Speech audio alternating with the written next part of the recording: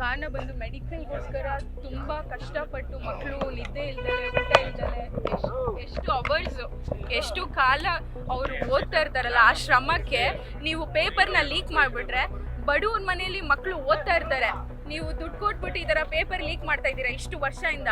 ಒಂದು ವರ್ಷನೂ ನಿಮಗೆ ಪೇಪರ್ ಯಾವ ಥರ ಲೀಕ್ ಆಗ್ತಿದೆ ಅದಕ್ಕೊಂದು ಸೆಕ್ಯೂರಿಟಿ ಕೊಡೋಕ್ಕಾಗಿಲ್ಲ ಅಂದರೆ ಯಾವ ಥರ ಮಕ್ಕಳದು ಭವಿಷ್ಯ ಹೆಂಗಿರುತ್ತೆ ಮುಂದೆ?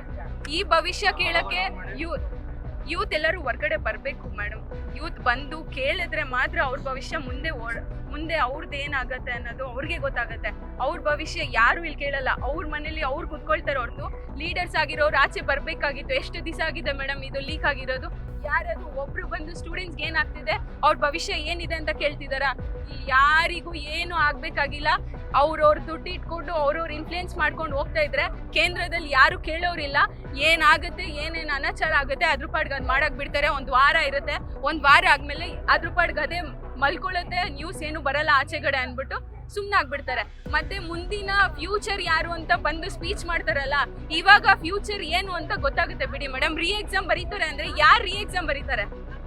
ಒಂದ್ಸಲಿ ಅವರು ಚೆನ್ನಾಗಿ ಶ್ರಮ ಪಟ್ಬಿಟ್ಟು ಎಕ್ಸಾಮ್ ಬರೀತಾರೆ. ಆ ಎಕ್ಸಾಮ್ ಆಚೆ ಬರ್ದಾದ್ಮೇಲೆ ನಾನು ಬರ್ದಿದ್ದೀನಿ ಅಂತ ಅಂದ್ಮೇಲೆ ನೆಕ್ಸ್ಟ್ ಹೆಂಗೆ ಸರ್? ಹೆಂಗೆ